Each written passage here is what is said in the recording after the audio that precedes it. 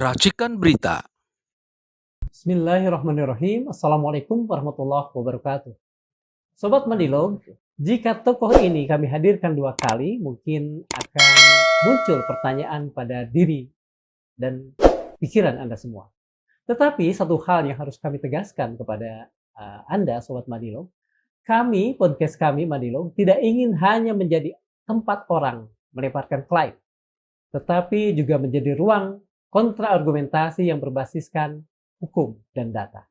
Untuk itu, untuk kedua kalinya kami kembali menghadirkan Bapak Lanyala Mataliti ke hadapan teman-teman Sobat Mandilog. Selamat bertemu kembali Pak untuk kedua kalinya. Assalamualaikum. Waalaikumsalam. Mudah-mudahan tidak kapok. Enggak. Pokoknya yang penting kita menyampaikan kebenaran. Intinya itu aja. Oke. Saya langsung aja Pak. Dalam podcast kami beberapa waktu yang lalu, Wakil Ketua DPD Pak Tamsil Lintrung mengatakan bahwa reses 2 kali pada masa transisional Oktober ke Desember 2024 itu sah secara hukum. Bagaimana Bapak melihatnya? Ya, sebelumnya saya mau minta maaf ini sama Pak Tamsil, sama pimpinan yang lain, termasuk para anggota DPD yang ikut reses. Jadi nggak usah khawatir. Kalau anggota yang nggak ngerti tetap saya belain. Tapi kalau pimpinan yang mengusulkan reses 2 kali, itu dia biar urusan sama hukum.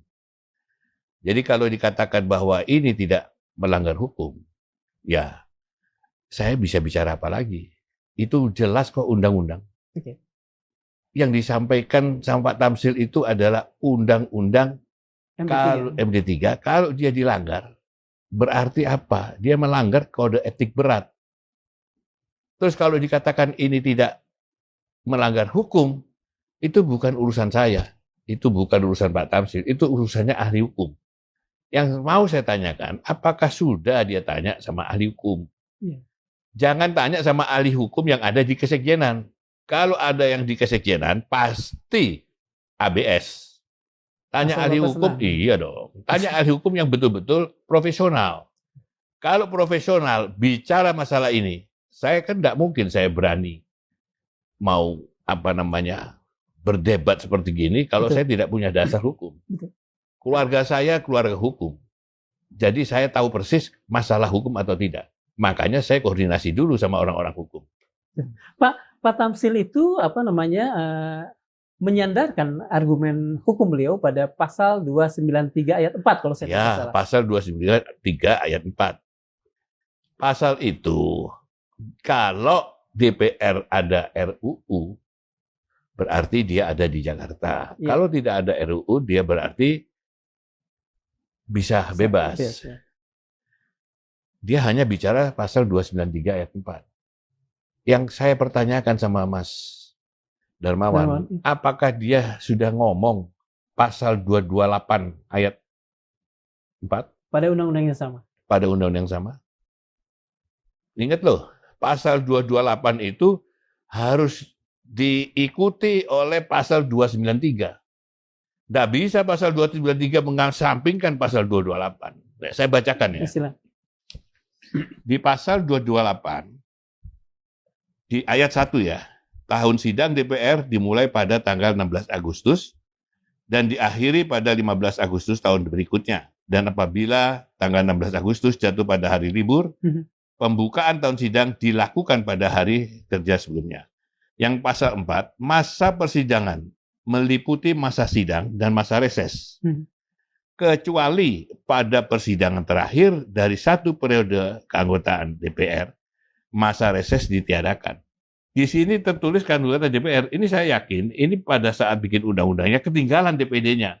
Tapi ini tidak bisa kita abaikan bahwa DPR aja, berarti DPD tidak bisa. Nggak bisa begitu. Karena ini pasti kelupaan. Dan lagi, yang paling penting, bahwa ini sudah terjadi. Sudah berjalan ya? Sudah pernah berjalan. Pada saat 2019, saya jadi ketua. Reses juga 1 kali kok. Loh, adanya reses 2 kali ini kan akibat dari usulannya saudara Nawardi yang sama-sama saya dari Jawa Timur. Selalu dia ngomong begini-begini. Memang dia selalu otaknya bagaimana caranya mencarikan uang untuk anggota. Lah, Kalau kita selalu begitu, akibatnya ya seperti ini. Dan Nawardi ini sudah lama diusulkan kita tolak, termasuk makanya saya bilang ini tim ses yang menjanjikan. Katakanlah pimpinan tidak janjikan, ya ini Nawardi yang janjikan. Nggak bisa. Nah, menjadikan sebagai bagian dari iming-iming begitu, Pak? Iming-iming bahwa kalau Najamuddin jadi ketua reses 2 kali. Nah ini ya, di pasal 293. Di ayat 1, ayat 3, ayat 4. Sidang DPD diikuti Ibu Kota Negara dalam hal pengajuan dan pembahasan rancangan undang-undang, mengikuti masa sidang DPR. Betul. Kalau diambil seperti ini, ya akan dia bikin reses 2 kali. Tapi ini nggak bisa. Karena apa? Coba bayangkan. Tanggal 1 Oktober kita dilantik. Iya. Ya. Kemudian tanggal 29 Oktober dia sudah reses. Tanpa kerja sama sekali. Tanpa kerja sama sekali. Padahal tugasnya DPD itu adalah membuat RUU. Jangan terus dianggap tidak ada RUU, terus dia nganggur, dia bisa datang ke daerah, melaksanakan reses. Nggak bisa begitu. Yang kedua lagi, selain ini sudah pernah dikerjakan. Pada saat anggaran dibikin sama Sekjen, ini saya minta KPK supaya cek ini.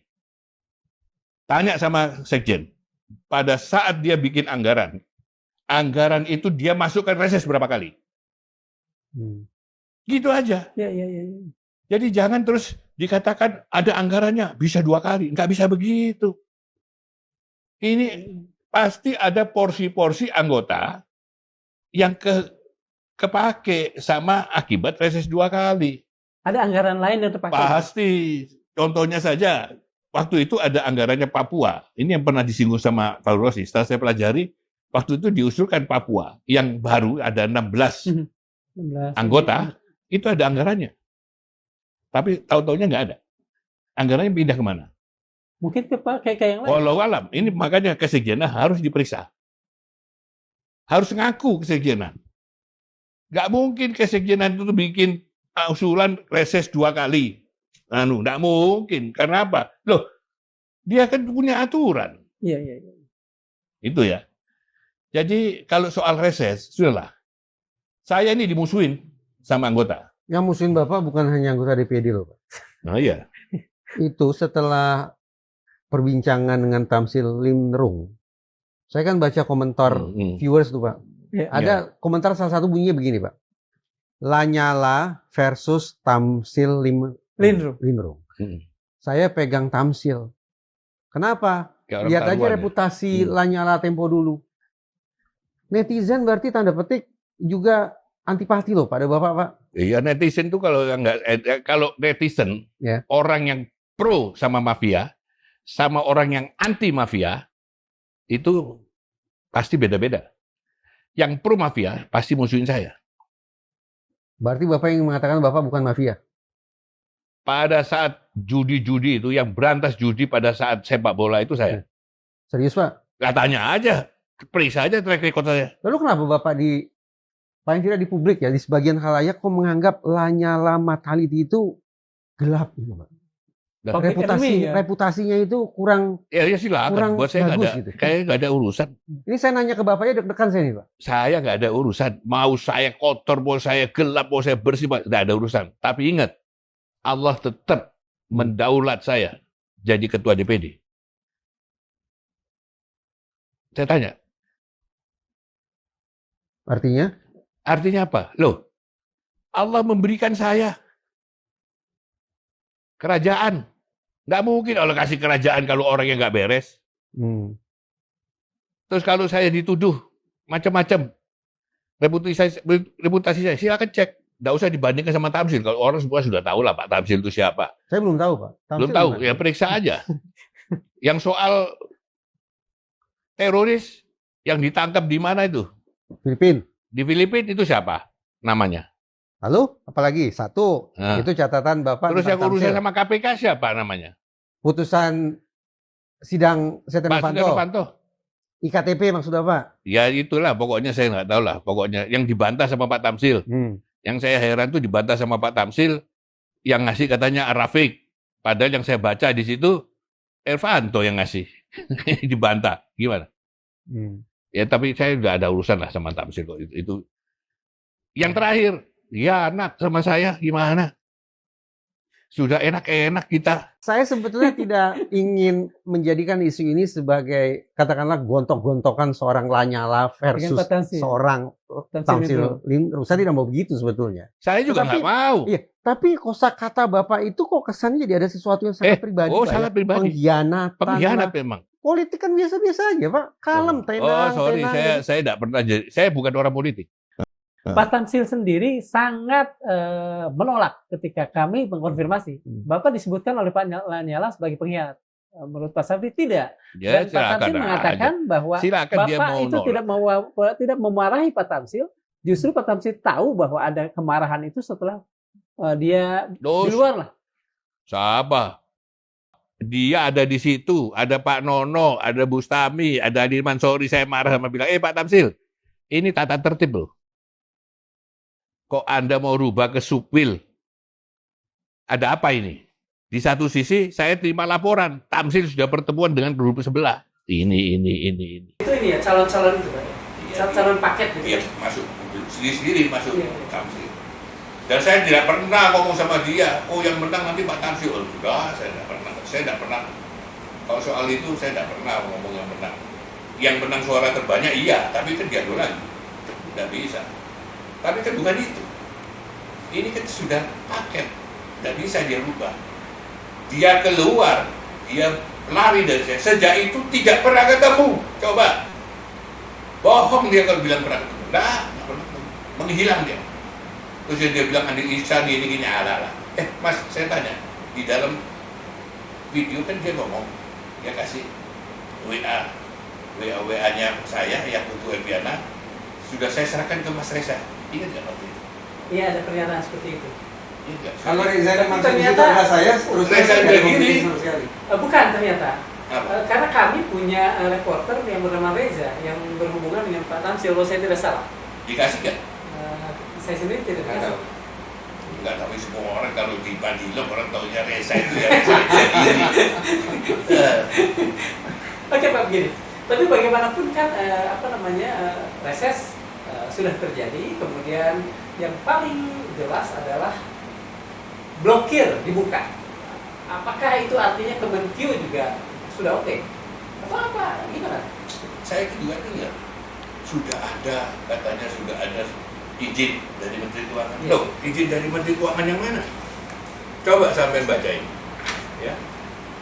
Sehubungan dengan surat saudara permohonan pembukaan blokir automatic adjustment TA 2024 tahun anggaran maksudnya. Dengan ini disampaikan permohonan tambah anggaran dimaksud belum dapat disetujui dengan pertimbangan 1. Usulan pelaksanaan 2 kali frekuensi kegiatan reses yang akan dilakukan oleh anggota DPD RI periode 2024-2029 pada sisa tahun 2024 seyogyanya cukup dilaksanakan sebanyak 1 kali frekuensi reses, sama seperti yang dilakukan oleh anggota DPR RI periode 2024-2029 pada saat waktu yang sama. Jelas ini, disuruh surat lagi, dijawab lagi, sama, belum dapat disetujui loh. Gimana? Ini 2 kali surat dari Menteri Keuangan. Tolong dari Medilog nanti cek ini asli apa bukan. Kalau asli ya suruh ngomong asli. Lalu ketika seorang Pak Tamsil menyebut sudah ada izin prinsipil tanpa intervensi, tanpa cawe-cawe, orang kuat sama sekali. Gak siapa yang cari. Kok bisa cair? Siapa yang cair? Tidak harus. Bisa jadi cair itu memang reses yang mau reses, yang anggaran reses kan anggaran resesnya itu diblokir. Dipaksakan keluar untuk di reses pertama. Tidak jebol dong. Karena tidak jebol ini tetap diblokir sampai terakhir. Dibikin lagi, tetap tidak keluar lagi. Tetap begitu saatnya mau reses, ya harus dibuka dong. Relasi Pak Lanyala dengan anggota dewan lain itu setara atau sebetulnya mereka harus tunduk pada Bapak? Maksudnya dewan lain? Anggota DPD. Kok saya menangkap pesan Pak Lanyala ini orang sangat powerful, Pak. Harus saya katakan begitu. Bahkan nih, saya jujur nih, powerful pada saat jadi ketua.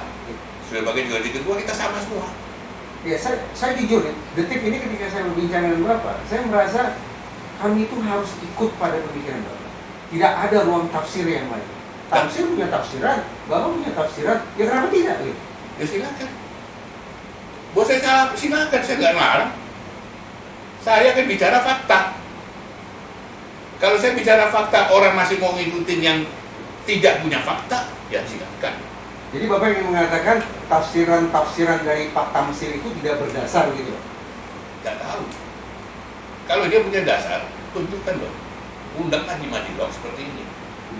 Kalau bisa ada saya, kita debat di situ. Nanti terulang lagi seperti diskusi Bapak dengan Ketua Umum PSSI. Tidak apa-apa. Kalau jalan. Kalau itu kan jelas saya. Iya. Jelas waktu sama Pak Johar. Itu kan kita ini anggota PSSI. Ini dulu kutik-kutik PSSI. PSSI dulu itu ada yang anggotanya halal, ada yang anggotanya haram. Nah, yang halal itu dibuang, tidak dimainkan, yang haram dimasukkan ke PSSI. Saya berontak. Yang kayak gitu-gitu itu didukung sama netizen yang benci sama saya itu. Bilang nyala begini, tidak apa-apa. Tapi nyatanya sampai dibekukan, siapa yang salah? Bukan saya yang salah. Pak, segera setelah podcast Bapak keluar, kemudian disusul dengan podcast Pak Tamsil keluar, ada netizen yang langsung menelpon saya, tidak melalui podcast, mengatakan gimana kalau misalnya Forum Keadilan menjadi mediator untuk melakukan mubahalah di antara kedua orang ini. Saya tidak. Alhamdulillah, saya bersedia sekali. Kalau mau tamsil, jangan tamsil aja ya, sama semua pimpinan. Apa yang saya sampaikan ini nggak benar, ayo kita mubahalah. Jangan hanya tamsil, semua pimpinan. Termasuk Panmus yang ngatur, termasuk Nawardi yang mengusulkan, termasuk siapa lagi, Hasan Basri yang bagian keuangan, termasuk siapa tadi, Bandiong itu dari Sumut, film. Masa ini dianggap rezekinya orang-orang, rezekinya anggota soal reses 2 kali ini. Ada dua pihak sebutan demikian. Di satu sisi Pak Lanyala, di seberangnya ada Pak Tamsil. Sebutan demikian. Kalau dimasukkan dalam satu ruang debat Madilog, ini kan bisa gontok-gontokan panjang. Ruang apa yang akan bisa secara objektif menilai ini siapa yang benar? Tidak bisa. Kalau dia pasti berargumentasi berdasarkan pikirannya dia dan pendukung-pendukungnya dia. Betul. Iya toh.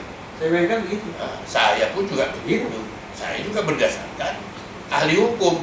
Makanya yang paling bagus harus KPK turun tangan. Kenapa tidak coba diatasi lewat Sudahlah, biar KPK yang turun tangan. Makanya saya minta KPK harus turun tangan. Karena apa? Ini haknya rakyat tuh ini. Tidak bisa. Biar KPK. Etik saja tidak cukup. Kalau etik orangnya dia semua. Bagaimana? Bagaimana saya percaya sama ketua BK sekarang? BK sekarang ini. Siapa ketua BK sekarang? Siapa itu? Saya lupa. Oke. Kenapa Bapak tidak percaya? Ismet. Nah, orang Kepulauan Riau ya? Oh, Kepulauan Riau. Kepri. Bagaimana saya percaya? Jelas-jelas yang namanya Habib Banua Bahasin, istrinya selingkuh. Ya. Ini suaminya protes, terus hukumannya apa? Hukumannya cuma tidak boleh kunker 2 kali apa tadi lupa saya bacanya, kaget saya.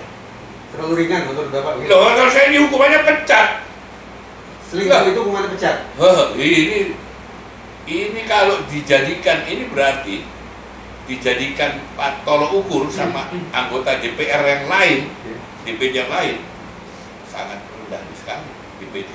Kelihatan sekali bermain ini. Harus pecat, tak bisa enggak? Pak, bantu saya Pak. Di belakang Pak Lanyala ada siapa saja sih?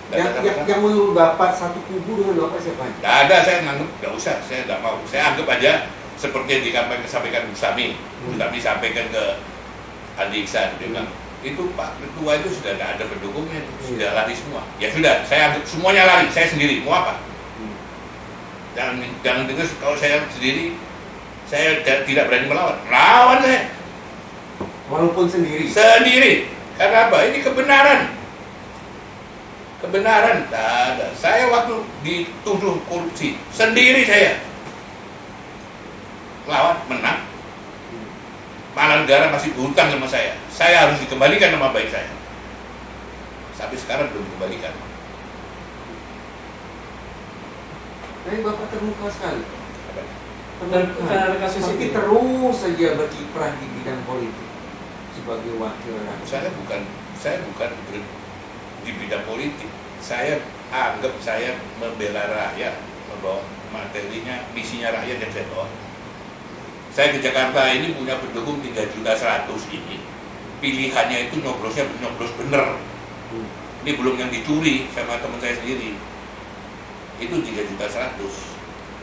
Juga waktu itu bukan beli. Dicuri. Waktu itu pun ada yang curi. Ada.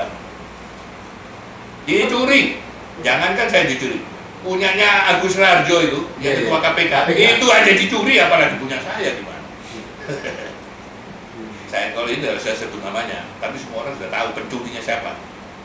Ini kita keluar sebentar dari sini Pak ya. Saya jadi penasaran sebetulnya ambisi Bapak apa sih Pak sebetulnya Pak? Ambisi saya maksudnya? Jadi anggota DPD. Ambisi saya hanya satu. Dulu pernah ya, menjadi ya. gubernur. Ambisi saya hanya satu, dengar.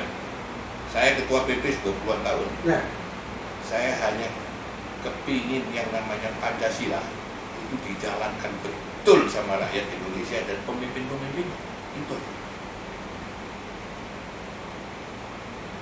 Karena itulah Bapak jadi makanya saya selalu ingin kembalikan Undang-Undang Dasar 45 sesuai dengan naskah aslinya. Kalau sudah kembali baru kita adendum, ada yang baik kita pakai, kedua Pak, ini pembicaraan yang menarik, tapi mungkin saya ingin kembali ke yang tadi Pak. Kalau misalnya kasus ini lolos dan kemudian imbauan Bapak kepada KPK itu tidak kemudian didengar, apakah ini akan jadi jurisprudensi yang buruk di... Oh ya, rakyat tahu lah. Pokoknya saya sudah berjuang, Allah juga sudah melihat saya berjuang. Perkara jadi atau tidak, keputusan ada di tangan Allah, bukan di tangan KPK. KPK hanya menjalankan putusan Allah. Kebenaran bisa disalahkan, kebenaran tidak bisa dikalahkan. Ingat itu. Al-haqqu sahaqul batil idza batila kana. Jelas. Kalau kita yakin sama Quran, kita harus yakin itu. Ini kan udah masuk KPK dan dulu pada saat podcast pertama, kalau saya tidak salah, Bapak mengatakan sudah diverifikasi. Gulirannya sampai saat ini. Sekarang sudah diyidik. Tapi kan kita nggak bisa intervensi KPK. Biarlah KPK kan, ya kita juga menjaga nama KPK. Dia tuh pasti tidak mungkin dia langsung menuju ini salah kalau dia tidak punya bukti-bukti. Nah, makanya penjelasan seperti yang sekarang ini saya terpaksa sampaikan. Karena apa? Karena saya lihat, loh, yang disampaikan Pak Tamsil ini sudah mulai dibelok-belokkan. Yang dia ngomong pasal 293, pasal 228-nya dia tinggalkan. Maaf, kalau menurut Bapak, Pak Tamsil kan mendasarkan pandangannya pada pasal 293, kalau tidak salah tadi Bapak sebut ayat 4 tadi.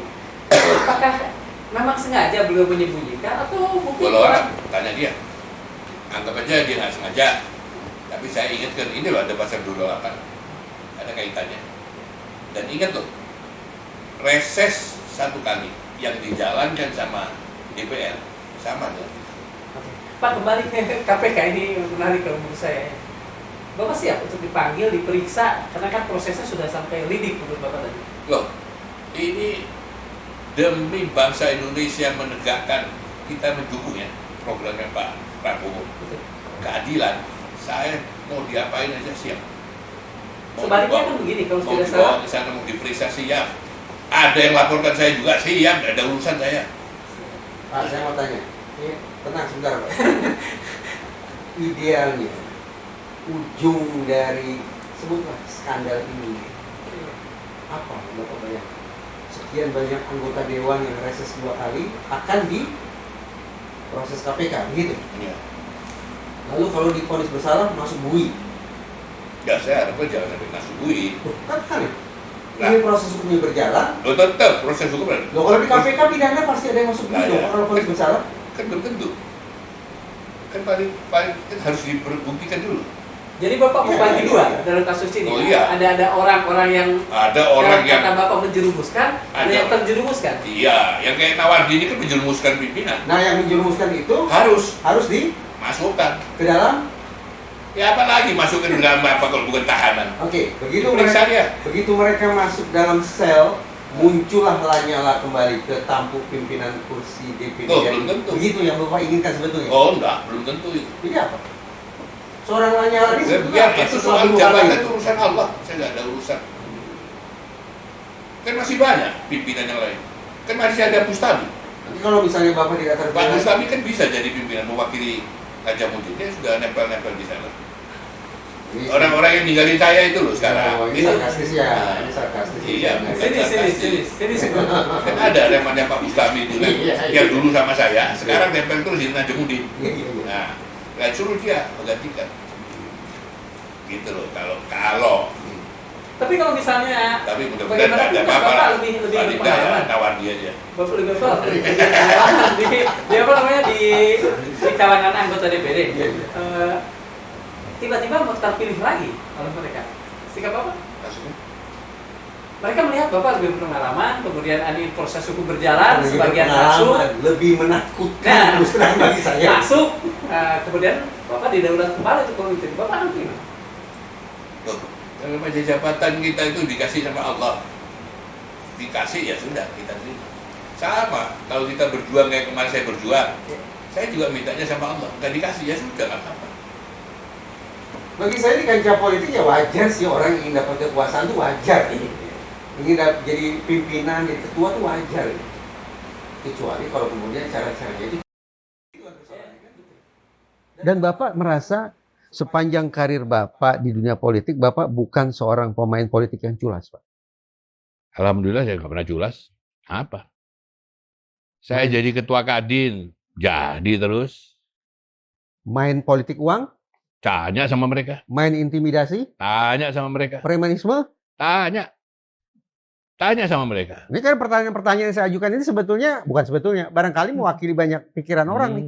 Lanyala itu muncul sedemikian dominan kan. Nih main politik uang. Bapak sanggah ya, tidak main politik uang. Bansos? Enggak. Bansos. Intimidasi juga enggak. Premanisme juga enggak. Lantas apa kuncinya seorang Lanyala Mataliti? Bisa jadi ketua umum PSSI. Wa minal laili fatahajat bihi nafilatal lak. Ayat asyakara buka makomah mahmudah. Setelah tahajud itu? Tahajud itu. Artinya saya belum paham nih Kang. Artinya apa? Bangunlah kamu pada saat malam. Bertahajudlah kau. Itu sebagai Akan Bapak kuangkat derajatmu ke tempat yang terpuji, terjunjung, dan tersanjung. Titik. Itu enggak usah kita minta sama Allah. Kita dikasih. Karena itu apa? Itu janjinya Allah kok. Baca. Selama 15 tahun ini, apa ada satu malam terluput, Pak? Oleh dia pribadi. Kalau terpuput biasa lah. Kalau kita perjalanan panjang jauh, kemudian kita nggak sholat tahajud, terpaksa kita sholat jadi pesawat, sambil duduk, sambil tidur, atau kita sakit. Kadang-kadang kan pasti ada lah. Boleh saya bertanya begini? Apa yang membuat Bapak begitu yakin bahwa semua amanah yang pernah dipegang oleh Bapak itu disebabkan oleh yang satu tadi, tahajud tadi? Mengapa bisa sampai yakin itu? Nah bagaimana saya nggak yakin? Itu Quran. Bagaimana? Saya siapa sajalah mau jadi pemimpin apa, jangan lupa sama Allah. Kalau enggak kamu akan terjerumus. Ambisi Bapak ingin melihat orang Indonesia melaksanakan Pancasila. Ya. 10 tahun kemarin sudah ada BPIP loh Pak. Badan Pembinaan Ideologi Pancasila. Bentukan rezimnya Jokowi. 10 tahun kemarin menurut Bapak belum cukup Pancasila diri, kan? Ya, tapi buktinya? Buktinya masih. Saya tanya, di pasal 4 apa? Kurang bunyinya. tahu saya, Pak. Coba bunyinya saya mungkin tidak tahu. Sila keempat maksudnya. Iya. Oh, ya kerakyatan yang dipimpin oleh hikmat, kebijaksanaan, dan permusyawaratan dan perwakilan. Nah, berpegang itu. Sekarang kita ada nggak? Ada nggak apanya, Pak? Ada nggak pasal 4 itu? Itu? Terrealisasi tidak? Gitu. Ada nggak? Bukan soal terrealisasi, ada apa tidak? Nggak ada.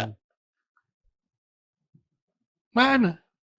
Kalau ada kan pasti ada musyawarah mufakat, omong-omong, terus MPR ini yang seharusnya lembaga tertinggi negara, dinaikkan, ini malah diturunkan. Terus dianggap yang suara rakyat itu adalah suaranya yang langsung dicoblos. Selalu image dibuat seperti itu.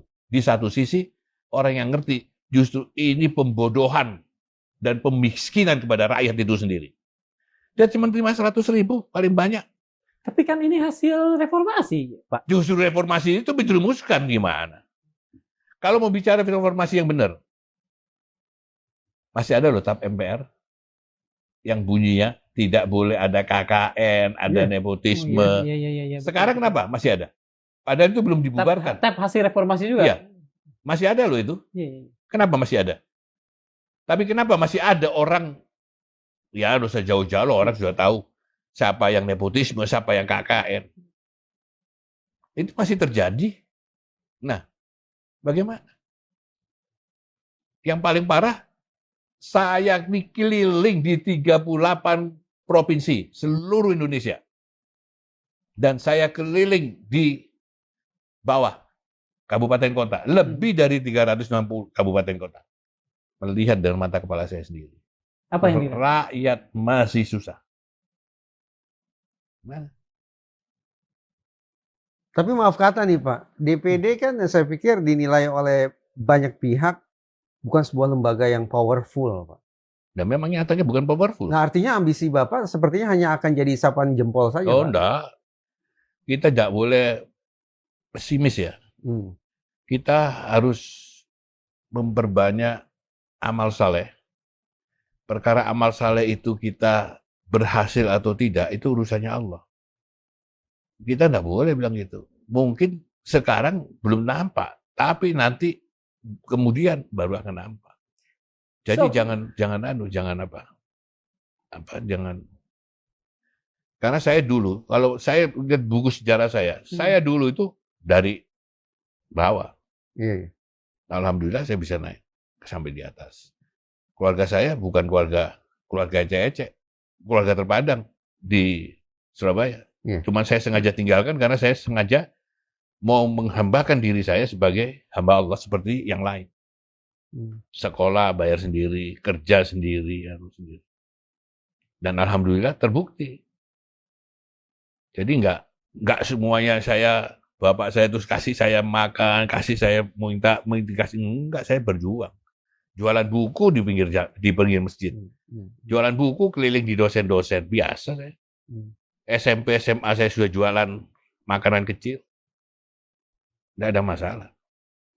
Itu berjuang. Jadi sama juga seperti yang ini. Oke Pak, dalam perjuangan DPD ini. Tadi Kang Reja mengatakan bahwa DPD masih kurang powerful. Sistemnya seperti itu. Sementara Bapak cukup optimistis pada suatu saat DPD ini akan powerful. Oh iya. Lewat jalan seperti apa? Perubahan sistem? Kembali kepada Undang-Undang 45. DPD ini kan dipilih rakyat. Kan selalu dikatakan bahwa DPD mewakili daerah. 4 orang mewakili daerah. Tapi sebetulnya dia mewakili rakyat. Karena apa? Yang milih dia kan rakyat. Nah, tapi dia tidak bisa bikin undang-undang. Tidak bisa ngapa-ngapain. Makanya saya usul anggota DPD seluruh Indonesia ini bergabung ke DPR. Bergabung di satu lembaga yang namanya satu kamar saja satu kamar. Ya. DPR itu dari partai politik, DPD dari independen. Daerah. Jadi kita ini sama-sama anak daerah yang mewakili rakyat, yang dari betul-betul independen. Berjuang dia membuat undang-undang. Ayo kita sama-sama. Artinya selama ini masih sangat banyak anggota DPD yang juga ngerti. Berbau partai gitu. Ya sudah jelas Pak. Kemarin kan ngaku si Tamsil. Kan saya dalam hati saya lihat, aduh, ini buka kartu ini orang. Kan ada yang dukung kita ini orang partai ini. Ngaku dia. Mudah-mudahan akan datang nanti. Itu yang namanya rakyat Indonesia di tiap dapilnya. Jangan pilih orang-orang kayak begini yang mewakili partai. Akibatnya apa? Orang yang independen dikorbankan. Mudah-mudahan Madilog ini disebar seluruh Indonesia, dibaca. Jadi jangan pilih lagi orang-orang yang sudah berpartai ini. Diadu sama partai. Kadang-kadang nggak dikasih. Kamu pilih sini. Kamu jangan ke Lanyala. Kalau enggak, kamu enggak saya kasih keluar rekomnya. Ini model apa? Pemaksaan ini. Dia lupa bahwa ini kita semua dicatat sama malaikat. Satu waktu kau akan kena nanti. Nah itu. Kang, saya mau tanya tentang surat ini ya, karena Pak Tamsil itu kan menyebut sudah ada izin prinsipil dari Kementerian Keuangan. Mana? Sampai detik ini tidak ada. Kan beliau bukan orang bodoh juga, Pak, untuk mengatakan kalimat begitu, Pak. Lah, buktinya dia bisa bohong. Oh, menurut Bapak beliau bohong? Bohong. Bukan yang soal saya aja dia bohong. Pak Tamsil ini dulu, saya nggak sama dia. Dia sudah keliling dulu untuk jadi ketua. Asal tahu aja. Padahal itu sudah kasih deposit untuk yang mau maju ya, karena kamu berjuang. Dikasih. Kok tahu-taunya begitu sudah Anies kalah, saya perjalanan ke mana? Maroko. Dia duduk di sebelah saya. Ngomong. Mau maju. Saya bilang, kalau mau maju ngomong sama Andi Ihsan, karena saya sudah nunjuk Andi Ihsan. Nanti saya ngomong sama Andi Ihsan. Dia sendiri yang ngomong. Tapi begitu saya ketemu sama Andi Ihsan, tanya sama Andi Ihsan, saya bilang, Dinda, saya nggak percaya sama orang ini. Demi Allah saya ngomong sama Andi Ihsan. Sejak kapan Bapak tidak percaya sama orang ini sebetulnya? Mas, saya kan juga punya hati. Iya. Lah orang kalau ngomong ini, bagaimana saya mau bisa percaya? Nanti lama-lama sampai kumpul sama saya, ya nggak usah lama 3 bulan lah. Nanti sampai akan heran-heran. Saya dikatakan saya punya ilmu itu saya nggak punya. Tapi saya tahu orang mau bohong sama saya tahu. Orang ini begini saya tahu. Makin ngeri saya sebetulnya ketemu Pak Lanyala jadinya. Pak, tapi sekali gini Pak, tentang izin takutnya prinsipil. Dibacain tapi. Ada tidak kemungkinan begini Pak ya? Ada sebuah proses di DPD sana yang luput dari perhatian Bapak. Jadi mungkin izin prinsipil dari Kementerian Keuangan itu memang ada. Ya. Tapi karena Bapak bukan lagi pimpinan, tidak lagi berada pada posisi yang paling sentral, mungkin Bapak tidak tahu gitu ya, Pak. Mudah-mudahan. Tapi ingat loh ya, saya tadi sudah jelaskan. Kalau yang diblokir itu uang reses yang bulan Desember, itu wajar. Begitu ada reses tanggal 12 Desember, ya otomatis tidak usah diminta surat, buka. Logik. Lah ini, dia mau gunakan reses untuk tanggal 29 Oktober. Pakai uang yang di situ, ya tidak mungkin buka dong. Ini nanti, kalau sudah diperiksa sama KPK pasti akan nanya.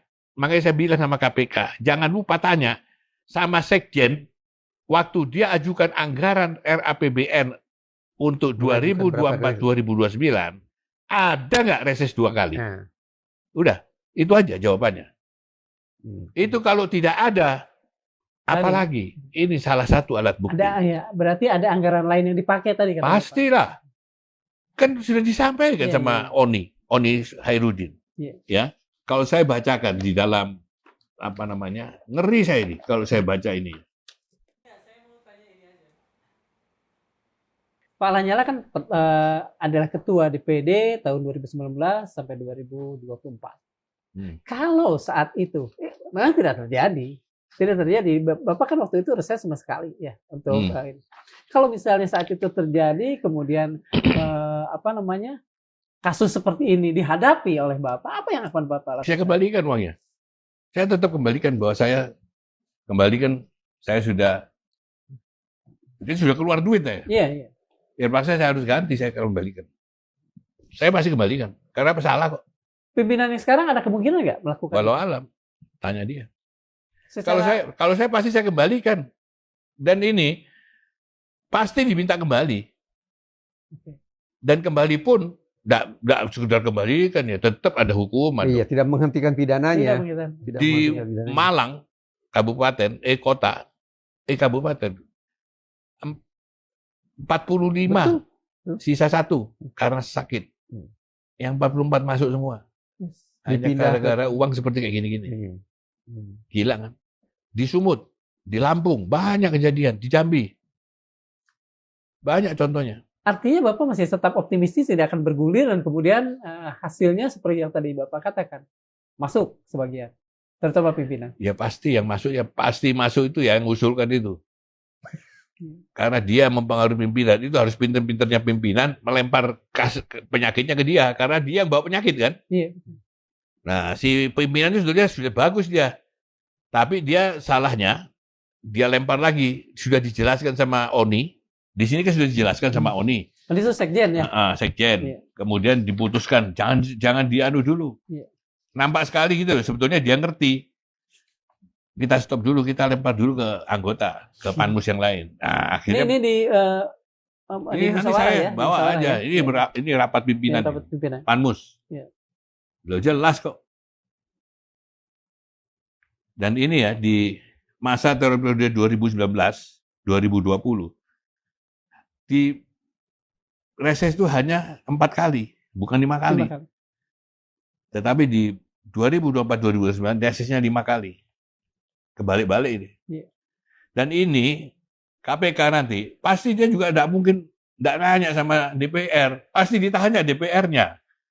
Pak Tamsil kalau di sini bilang, oh saya sudah koordinasi sama DPR. Nawardi juga begitu, Hasan Basri. Ini nggak bodoh KPK-nya, dia pasti nanya sama DPR.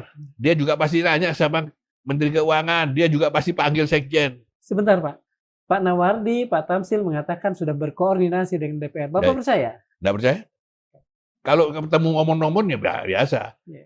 Tapi kalau sampai ke sini, nggak mungkin. Nggak yakin. Saya juga nggak yakin itu kalau si Dasko ya, yang intervensi. Saya sudah bicara sama Dasko. Saya bicara, dia bilang, saya nggak ngerti mas. Saya gitu-gitu. Najamuddinnya mau ketemu sama saya 3 kali, saya bilang DPR ini juga diblokir. Sebentar, Bapak bicara dengan Dasko kapan? Setelah obrolan kita tempo hari? Setelah obrolan di Madilog tempo hari, iya. Bapak komunikasi dengan Dasko? Iya. Bapak yang kontak Dasko atau Dasko kontak Bapak? Dia balas WA ya, balas ini, apa namanya? Ya itu. Kan judulnya waktu itu sangat ini. Oh, dia balas. Jadi dia mengontak Bapak via WhatsApp, tertulis gitu ya? Apa isinya Pak kalau boleh tahu? Anu. Oh, rekaman suara. Rekaman suara. Oke. Okay. Iya mas, itu betul. Nggak usah takut sama saya. Betul dia bilang. Bener, nggak usah takut. Ngapain kok takut sama saya? Itu. itu dikatakan dengan nada menyindir atau? Enggak nyindir. Jadi saya sama Dasko ini juga deket. Gimana? Sama dia sini sudah sering. Oke. Biasa-biasa aja.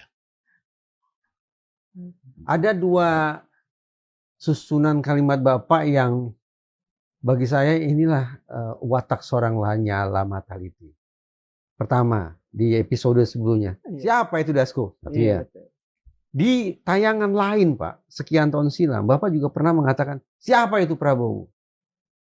Kenapa sih Pak harus pakai kalimat begitu Pak? Ya tahu, tanya sama saya itu kan itu spontanitas. Apa, spontanitas keluar. Berarti apa? Berarti lingkungan saya kan semuanya siapa. Biasa itu. Itu ada unsur merendahkan. Siapa sih Prabowo? Siapa sih Dasko? Atau misalnya gini. Jadi sebuah pertanyaan jujurnya, siapa sih Dasko? Karena Bapak tidak tahu. Misalnya tidak tahu biografinya. Enggak lah, intonasinya bukan ke situ. Oh iya, intonasinya yang pertama. Kayaknya kesannya yang pertama, Pak. Yang pertama apa? Ya itu. Ini masalah kuat-kuatan. Oh. Kalau saya sih soal kuat-kuat gini loh. Apa ya? Saya ini sudah biasa digertak-gertak sama orang itu. Biasa ya, Pak? Sudah biasa. Ditakut-takutin itu biasa. Karena saya sudah biasa, akhirnya semuanya hilang. Mati rasa nih, Pak. Mati rasa. Jadi yang ada saya berani. Pertanyaannya, mohon maaf. Bapak kan sekian puluh tahun di PP. Ketika Bapak mengatakan PP itu apa? Pemuda Pancasila. Oke. Ketika Bapak mengatakan tadi, saya sudah biasa digertak.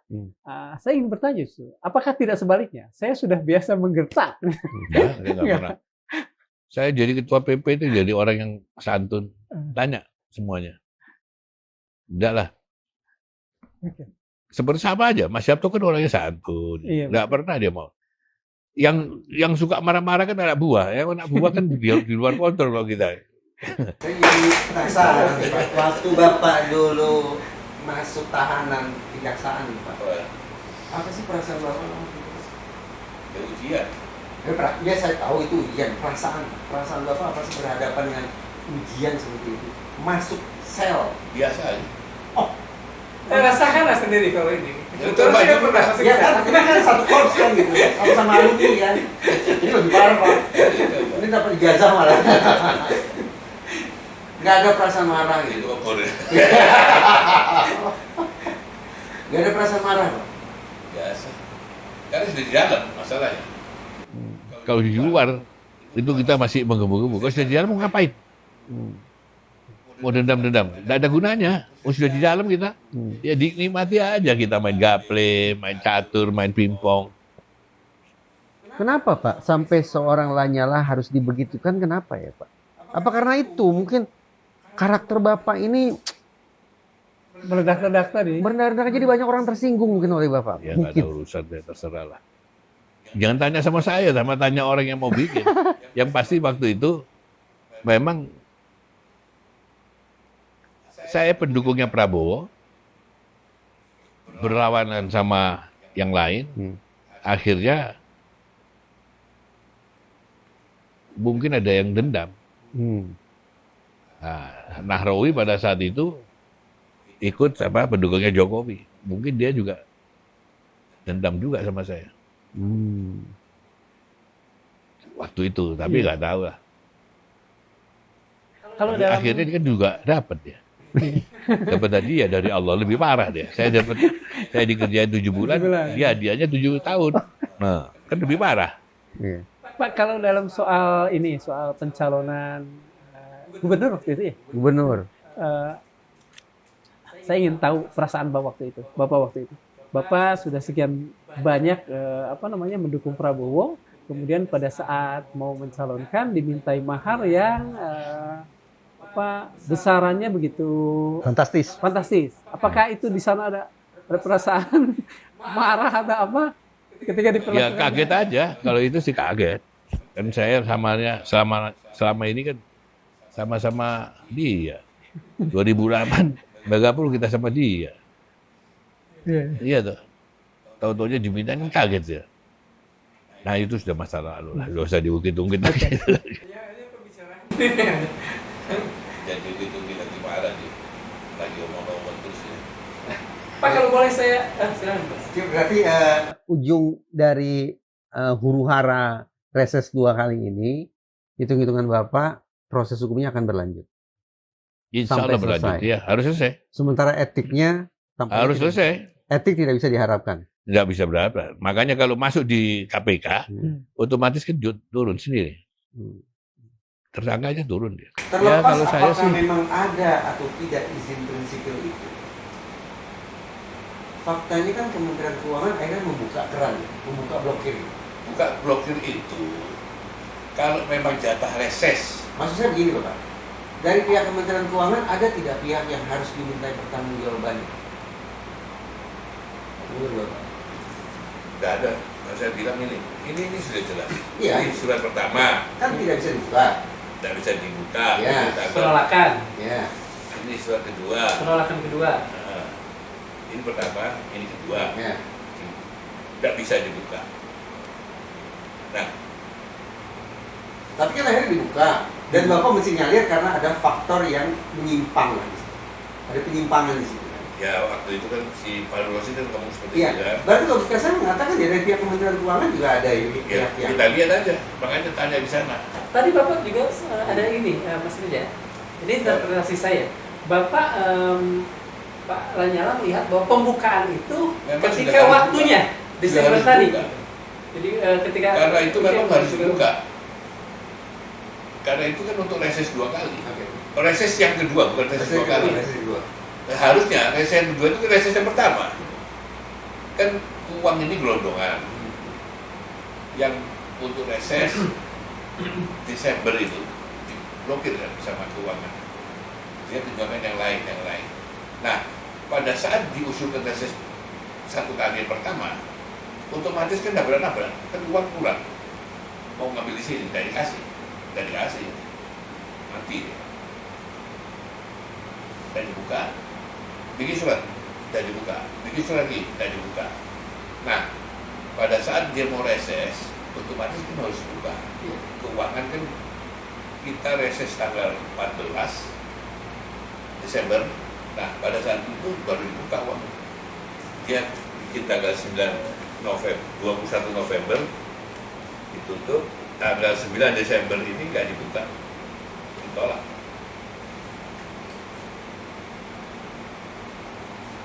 Ini ada malah dinotulensi kepala biro.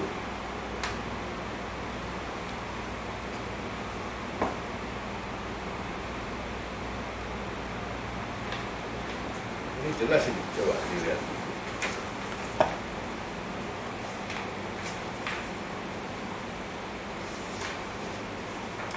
Ini masa sidang 1, 2, 3, 4. Ini masa sidang yang anggota baru.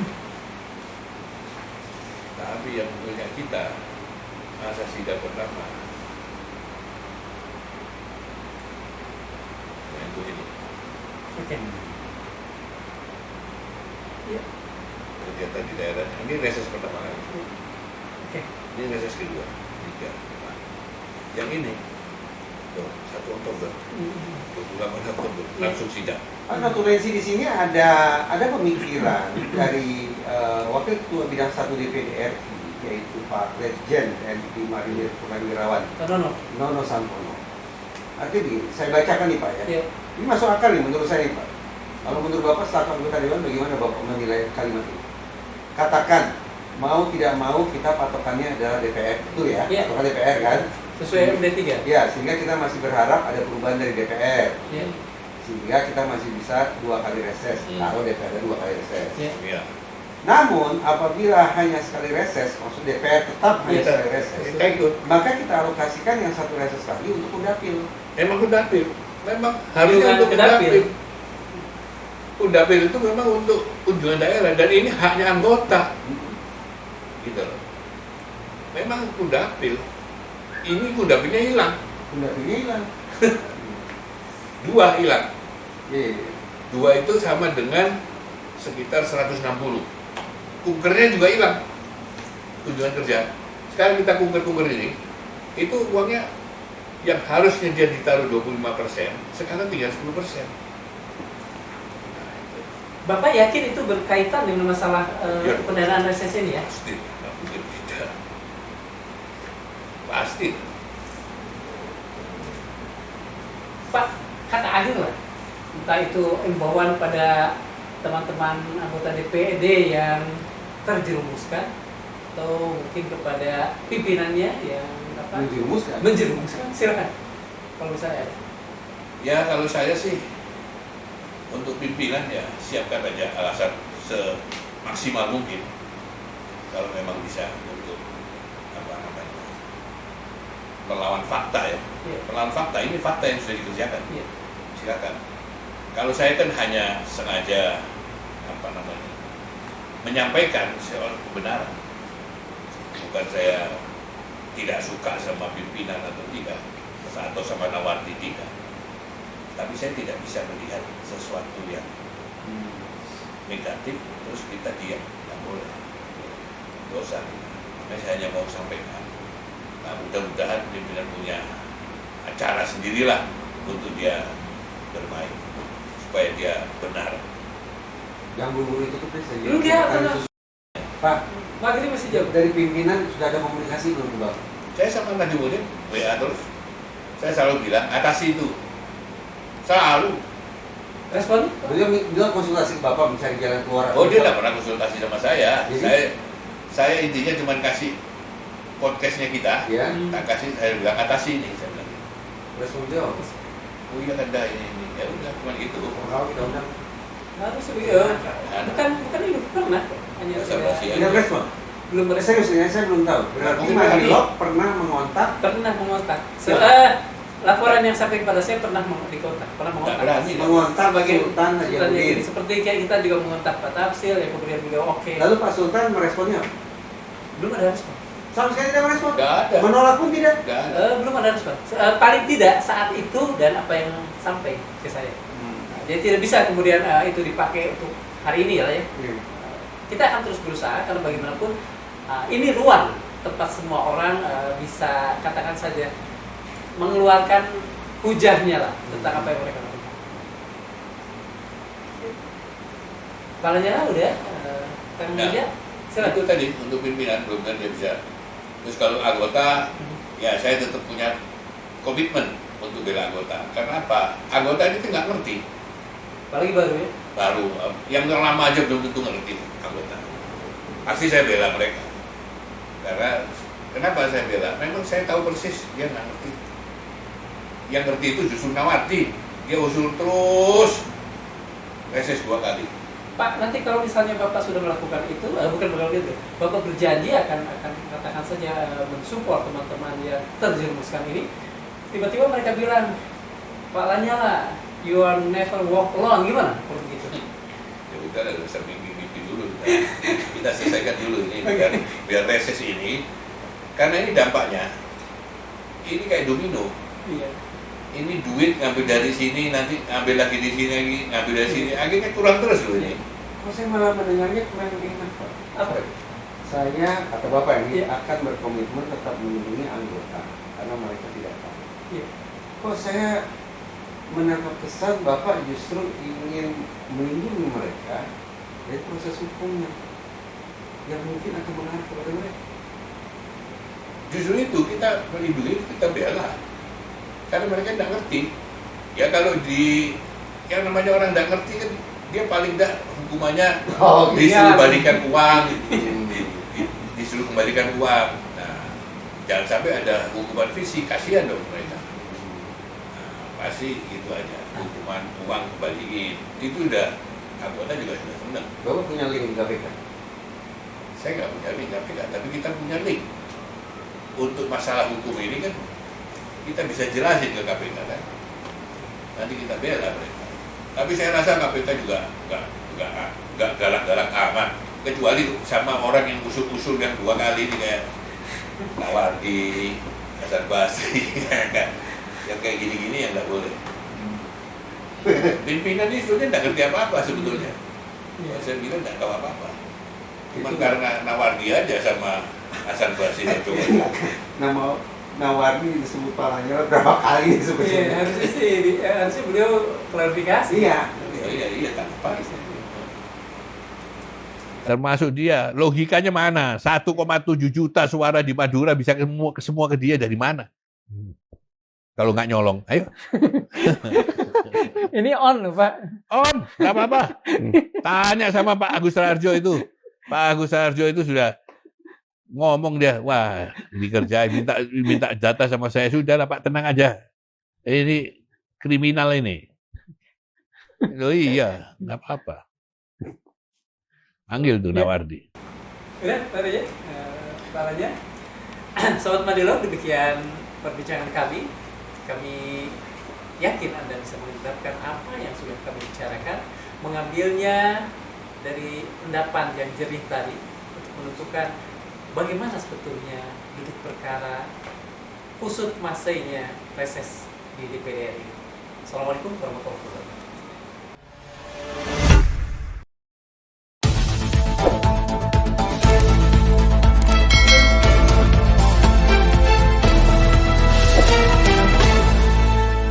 Racikan Berita